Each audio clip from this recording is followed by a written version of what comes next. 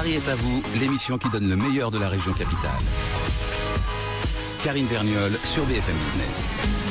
Tendance, rendez-vous, business, spectacle, expo, resto, tout ce qui fait vibrer la capitale est dans Paris est à vous. Et ce qui anime le monde du livre et plus particulièrement les 3000 librairies françaises, les environ 400 librairies parisiennes, c'est la loi anti-Amazon en discussion au Parlement. Alors celle-ci va-t-elle permettre de sauver les librairies françaises? C'est ce que nous allons voir avec nos invités. Gérard Collard, bonjour. Bonjour. Vous êtes libraire, vous êtes cofondateur de la Griffe Noire à Saint-Maur-des-Fossés, l'une des 30 plus importantes, on peut dire, librairies françaises.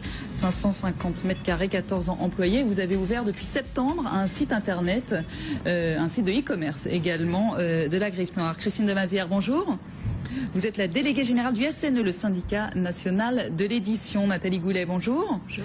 Vous êtes sénatrice de l'Ordre Union Centriste et donc vous êtes la seule à ne pas avoir voté cette loi. Vous allez nous raconter pourquoi. Jean-Paul Collet, bonjour. Bonjour. Vous êtes libraire également à Paris, rue Monge dans le 5e, ça s'appelle La Boucherie. Vous avez un site internet, mais c'est pas du e-commerce. J'ai un site internet, mais je ne fais pas de e-commerce. Parfait, on y reviendra dans un instant. Nathalie Goulet, on va rappeler où on en est quand même. Depuis tout à l'heure, je parle de la loi anti-Amazon.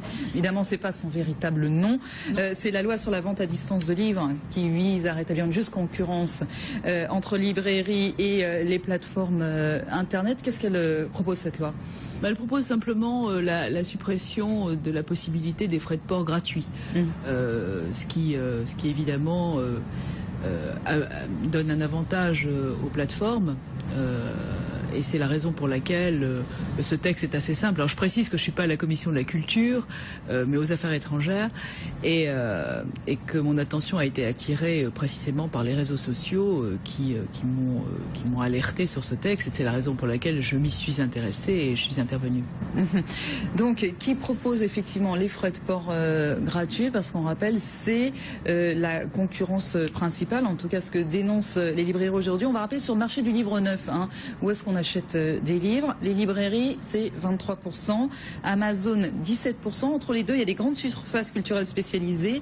Et les grandes surfaces non spécialisées, c'est 23 et 19%. Donc la première question quand même que j'ai envie de vous poser, Gérard Collard, est-ce que Amazon, c'est vraiment votre premier concurrent quand vous êtes libraire indépendant? Ah oui, quand même. Oui, je pense. C'est le premier concurrent. C'est surtout que c'est deux choses différentes, le e-commerce et puis la librairie. Alors ça joue sur les conséquences d'Amazon, joue forcément sur la fréquentation des librairies, mais oui, c'est absolument la concurrence. C'est surtout une concurrence déloyale. Moi, je ne suis pas contre. Je suis dans un système économique, j'accepte le système économique, j'accepte mais il faut que les règles soient les mêmes les mêmes pour les deux. Moi, je peux pas faire la gratuité du frais de port face à Amazon qui représente je ne sais plus combien de pourcentage dans le trafic de la Poste, par exemple. Je vois les réductions qu'on leur donne. Déjà, moi, à mon humble niveau, on me donne des réductions, donc j'imagine Amazon ce que ça donne. Donc là, il y a il y avait un gros problème. Alors, qu'est-ce qui ne vous a pas plu dans cette loi, Nathalie Goulet? Qu'est-ce que vous soulevez? Écoutez, je pense que l'objectif, il est louable. Je veux dire, aucun élu, aucune personne un peu sensée n'est contre le fait de protéger les librairies physiques. Mais vous savez que les conditions sociales et fiscales dans lesquelles travaille Amazon sont quand même tout à fait critiquables. Vous savez aussi que il y a l'exemple ce matin dans le Parisien d'ailleurs d'une librairie à Belleville qui ferme à cause du coût des loyers. Donc je pense qu'il y a une politique fiscale d'abord à appliquer aux grands groupes américains, que ce soit Google d'ailleurs ou Amazon, qui n'est pas appliquée. Une politique sociale qui convient quand même. Je pense que monsieur dans sa librairie paye pas ses salariés, les fait pas travailler comme les salariés d'Amazon qui ont d'ailleurs été dénoncés dans un livre paru assez récemment. Et là, je pense que c'est un vrai sujet. On a, il y a quelques années, voté aussi une réduction des frais de mutation pour les derniers commerces en milieu rural, etc. Je pense que là, il y a une politique fiscale à avoir pour protéger précisément le livre qui n'est pas un objet de consommation comme les autres. Et j'ai pensé que si l'objectif était évidemment louable et important, la mesure était cosmétique, voire une mesure de communication, et qu'elle ne réglerait pas le problème. C'est la raison pour laquelle je me suis simplement abstenue. Jean-Paul Collet. Vous qui êtes libraire. Je suis assez d'accord avec le sénateur Goulet sur ce qu'elle vient de dire. Je pense que c'est une mesure un peu cosmétique. Est-ce que notre grand ennemi, c'est Amazon en tant que libraire indépendant? Je crois que ça en fait partie. Cette loi va dans le bon sens, mais ça reste, je pense, une petite mesurette. À l'heure actuelle, on ne peut pas bouleverser le commerce. Si le e-commerce existe, je suis le premier à acheter un ticket de train sur Internet. Est-ce qu'on ne peut pas acheter un livre sur Internet? Ça ne me paraît pas complètement incompatible. Maintenant, il peut y avoir concurrence déloyale. loyal, mais je pense qu'à l'heure actuelle, Amazon, on y va par besoin, et dans une librairie, on y va par plaisir. C'est deux mondes qui sont complètement séparés. Je crois qu'il y a un problème de structure au départ. Je crois que le sénateur Goulet vient de nous en parler. Un problème de charge des librairies. Un problème, j'ai envie de mettre les choses au point. Le véritable problème à l'heure actuelle de la librairie sont les loyers, sont les charges concernant les salariés. Et le problème que nous avons aussi avec les distributeurs. Le capital, c'est Gérard Collin. la grave menace pour les librairies, c'est les charges sociales qui ont explosé. Les charges sociales. C'est-à-dire qu'on a des salariés. Et comme pour toute entreprise, finalement. Non, parce qu'Amazon, il n'a pas le niveau de charges sociales. Oui, non, mais on est une image parfaite de la petite entreprise. C'est-à-dire que toutes les aides de l'État sont faites c'est ce que je raconte là, le crédit d'impôt, enfin leur truc donc qui va profiter aux grandes entreprises. Nous, de pratique aux petites entreprises, on n'a absolument rien. Le problème, vous venez de soulever le problème fiscal d'Amazon. Nous, on paye des charges, des impôts sur les bénéfices. Alors, pour que les choses soient claires pour nos téléspectateurs, une entreprise telle qu'une librairie, parce qu'une librairie est une entreprise, quand elle fait une marge de 2% par an, un bénéfice de 2%, c'est le maximum qu'elle puisse obtenir. Et là-dessus, on est imposé sur les sociétés, au même titre qu'une énorme... Je pense que Total et Amazon payent moins d'impôts sur les sociétés qu'une petite librairie indépendante, avec des bénéfices qui sont 100 fois moins grands. Le vrai problème, il est là. Et puis un problème professionnel à l'heure actuelle, c'est la distribution. Oui, alors on va revenir sur ce problème de la distribution, mais finalement on a un peu l'impression que c'est David contre Goliath, c'est de toute façon et que ça marche dans tous les secteurs. Ceci dit, justement, vous citiez Le Parisien, hier ils avaient fait ou je sais plus quand, il y a quelques jours sur les librairies, et ils avaient posé la question à des écrivains sur ce qu'ils pensaient de cette loi, et Bernard Weber disait de toute façon plus on ajoute des lois, plus elles sont inefficaces. Répliquons avec un Amazon européen dans lequel les libraires et les éditeurs se serreront les coudes. Christine Demazière, donc... Ça, c'est la petite phrase. Mais je me tourne vers vous, au syndicat national de l'édition. Quelle position vous avez aujourd'hui? Comment vous réagissez? Écoutez, cette loi est vraiment un essai louable pour essayer d'être dans le sillage de l'esprit de la loi Langue, qui a permis, avec le prix unique du livre, qui est encore assez peu connu par les Français, mais qui, en gros, un même livre a le même prix de vente pour le consommateur, quel que soit l'endroit où on l'achète, c'est de rétablir un petit peu ce lien de confiance-là. Et c'est vrai que via Internet, il y avait parfois des cumuls à la fois des rabais de 5% avec des frais de port gratuits qui ne peuvent pas être suivis par l'ensemble des libraires de proximité. Et donc, il y avait besoin de rétablir un peu des conditions de concurrence loyales. Alors, c'est vrai que ce texte de loi, il est pas parfait. C'est vrai qu'il faut éviter de rajouter toujours des lois. Mais là, en l'occurrence, nous, on estime que c'est une tentative vraiment louable de essayer de réguler ce marché qui est très particulier et sur lequel on a besoin d'avoir une diversité de points de vente et surtout d'avoir des libraires. Et en France, on est le pays où on a réussi à maintenir ce réseau de libraires de proximité. N'empêche qu'il y a cette question de la distribution, justement, Gérard Collard.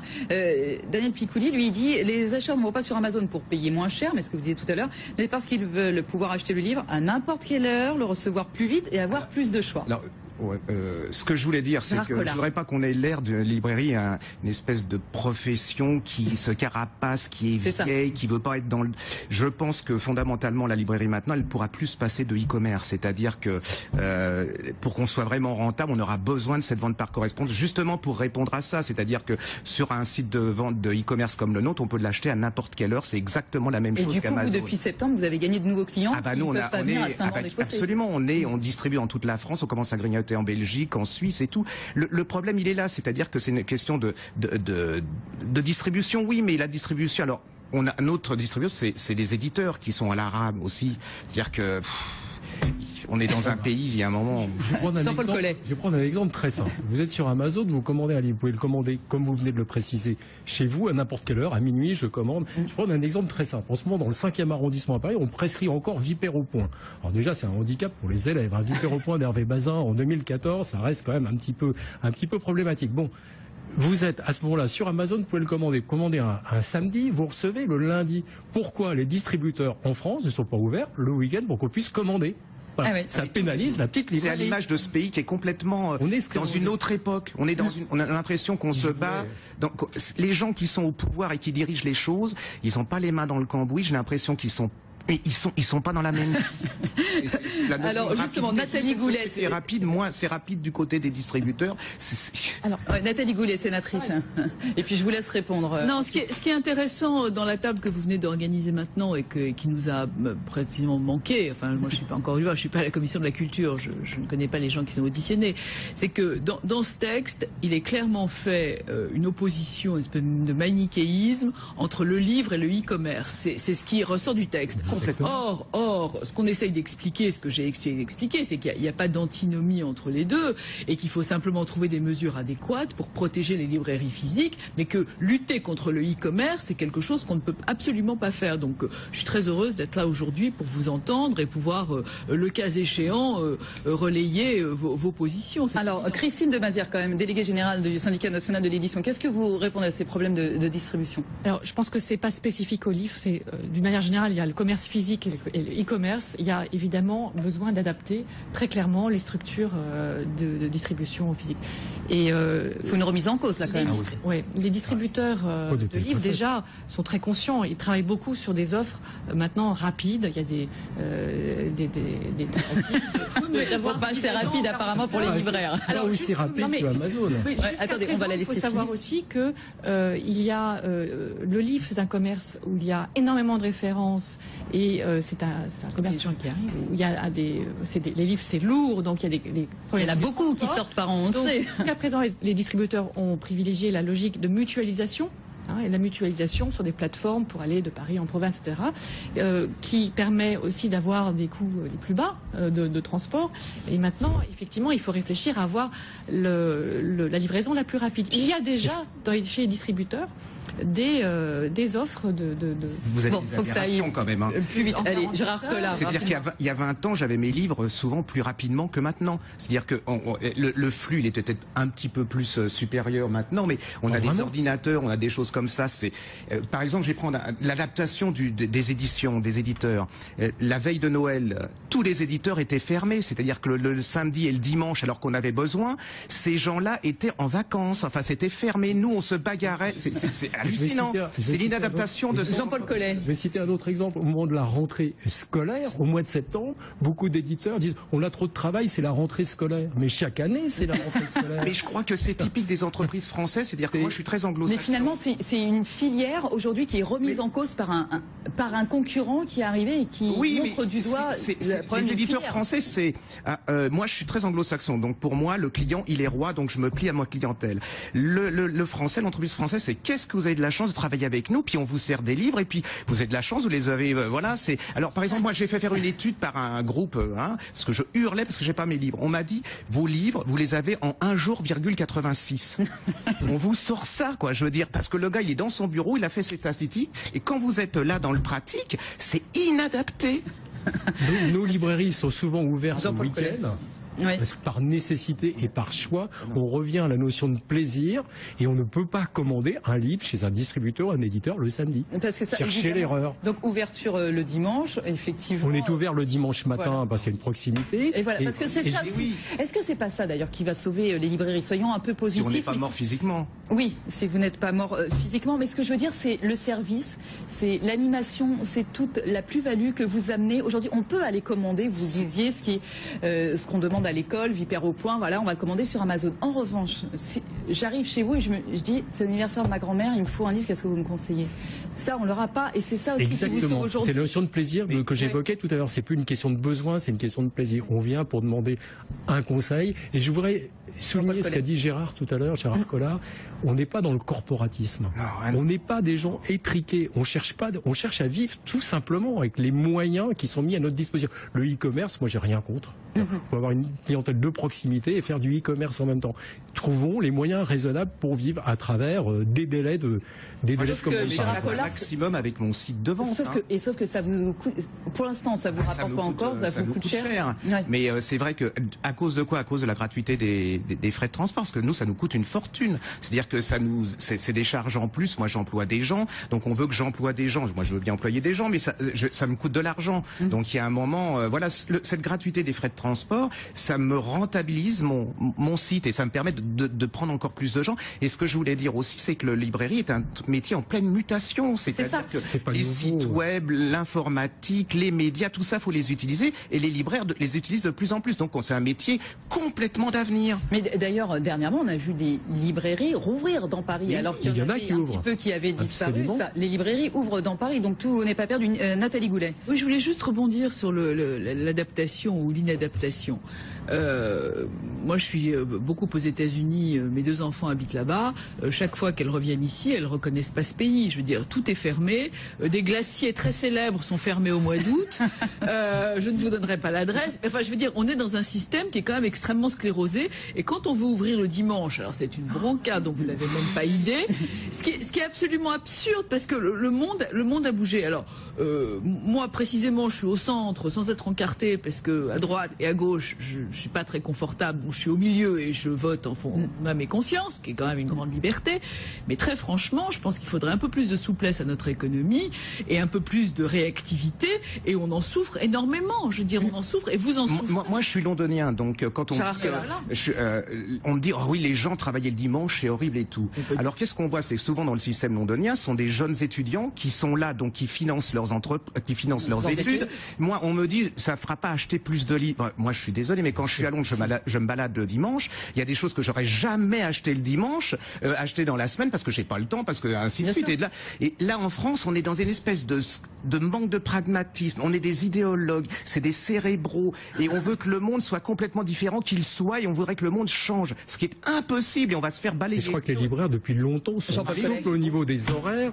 Nous, on est ouvert 6 jours sur 7, on a été ouvert 7 jours sur 7. Donc l'adaptabilité aux clients, aux lecteurs, elle est constante. Et on en revient aux politiques, c'est-à-dire que c'est pas pour vous, je veux dire ça, mais les politiques n'ont absolument aucune notion, ils viennent pas de ce milieu, aucune notion du commerce, aucune notion de l'entreprise. Christine de Mazières, est-ce que finalement on n'a pas un problème avec le livre en se disant c'est un produit culturel? Voilà, comme vous dites avec un grand K.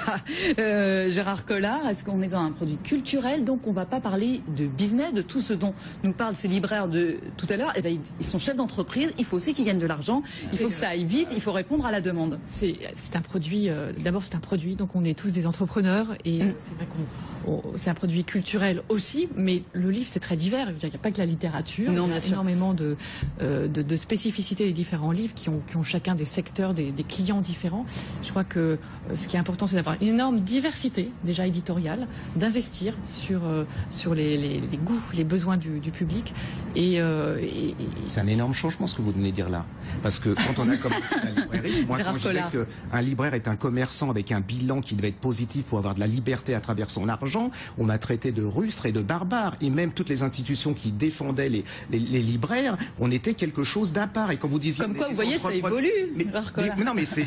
Oui, mais comment on a dû se battre et à quel prix? Parce que le nombre de morts qu'il y a eu sur la route, c'est-à-dire que le nombre de libraires morts, il a fallu rappelle, bien sûr, Virgin, ça se casse. Même Virgin, des gens comme ça, ils se sont dit, il y a un problème. Donc le syndicalisme change maintenant, ça j'en suis fort content, mais pendant très longtemps, ça a été quelque chose on était hors... C'est-à-dire qu'il y a une nouvelle génération de libraires. Les libraires ont aussi beaucoup évolué. Enfin, moi, j'existe depuis 17 ans à la librairie. J'ai vu des générations qui ont disparu. Il y a une relève, vous soulignez il y a quelques instants la création de nouvelles librairies avec un état d'esprit, avec plus une logique d'entrepreneur, parce que souvent, il faut aussi le reconnaître, le libraire était un petit peu enfermé dans sa boutique. Maintenant, il s'ouvre sur le monde et il a envie d'avoir les moyens de travailler d'une façon normale. Il dépend des distributeurs, des éditeurs, et tout ça, il faut que ce mouvement, que ça soit un véritable flux tendu à l'heure actuelle, et plutôt dans une réserve. Oui, et puis les uns les autres, il est temps de se réinventer, parce qu'il y a quand même le livre numérique qui arrive aussi, même si on n'est qu'à 1% en France. Mais je veux dire, c'est que les éditeurs sont Christine de Mazières adaptés maintenant au livre numérique.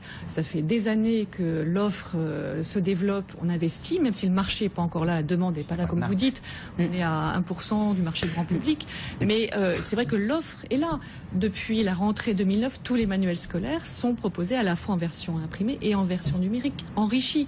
Depuis, alors la rentrée littéraire est à 99% en version numérique aussi. Mais c'est vrai que ça dépend de plein de paramètres, de la... côté faux cul des éditeurs, ça, c'est-à-dire que le l'e-book, enfin tout ce qui est sur le téléchargement, ça va directement de l'éditeur au attendez, moi je sais notre fournisseur, les notre libraires chiffre sont dans la boucle. Non, les ventes directes, c'était au démarrage. Au démarrage, il y a eu des tests parce qu'il y avait, pour l'instant, c'est encore tellement peu de choses que de toute façon, ça enlève pas grand-chose. Mais maintenant, vraiment, la décision des éditeurs, c'est que dans la chaîne du livre numérique, on passe par les libraires. Un truc pratique, vous allez sur certains sites d'éditeurs, vous voyez le livre, il y a la pub, il y a même parfois notre vidéo de notre critique, hein. Et donc il y a tout. Et puis vous allez, si vous voulez acheter ce livre, et là je me bats contre ça, il y en a plein, il y a Fnac, Amazon, et voilà. C'est tout. Donc ça va directement. Ça va directement. Jean-Paul Collet. Écoutez, je crois que personne n'est responsable et tout le monde est responsable à l'heure actuelle. Je crois que il faut regarder devant, il faut regarder l'avenir. Comment les librairies ont-elles un avenir? Je pense qu'elles ont un. Je dirais, à partir du moment où il y a une efficacité, une volonté du politique, du syndicat des éditeurs de trouver un terrain d'entente pour que les choses marchent mieux et pour lutter contre Amazon. Tous les 5 ans, on nous sort quelque chose. Avant, il y avait Virgin, quand a apparu Virgin aussi, c'était pour la librairie indépendante le monstre du Loch Ness qui arrivait. Virgin s'est quand même écroulé. On nous regardait, les éditeurs nous regardaient, les représentants d'une façon un peu condescendante. Je veux dire, oui, on a besoin des politiques on existe encore. De dames comme ça, enfin de sénatrices, de Nathalie Goulet. Il faut qu'ils descendent dans la rue. C'est-à-dire, c'est bien les beaux, les colloques, les réunions, on est 700, 800. C'est insupportable. Mais ils viennent en librairie travailler une journée. Et puis on nous donne 800 millions d'aides comme ça, mais il faudrait que vous descendiez dans la rue, enfin que les gens descendent chez les libraires et leur posent la question comme ça. Mais bon, on a l'impression qu'il n'y a pas de... Comme pour toutes les questions, effectivement, et parfois il faut du concret. Il faut absolument. Il faut faire entendre les gens du terrain. C'est ce qu'on a essayé de faire aujourd'hui. Malheureusement, c'est déjà terminé, mais on reviendra. Il y a encore des choses à dire, bien sûr. Nathalie Goulet, merci beaucoup à vous. Je rappelle que vous êtes sénatrice de l'Orne. Jean-Paul Collet, librairie La Boucherie, rue Monge, dans le 5e arrondissement. Précipite tout de suite. Oui, Gérard Collard aussi. On va à la Griffe Noire à Saint-Maur-des-Fossés ou sur le site internet. Merci beaucoup à vous. Christine Demazière, déléguée générale du syndicat national de l'édition. Merci beaucoup à tous les 4. Restez avec nous sur BFM Business. Paris est à vous. Continue juste après un nouveau journal. Paris est à vous. L'émission qui donne le meilleur de la région capitale.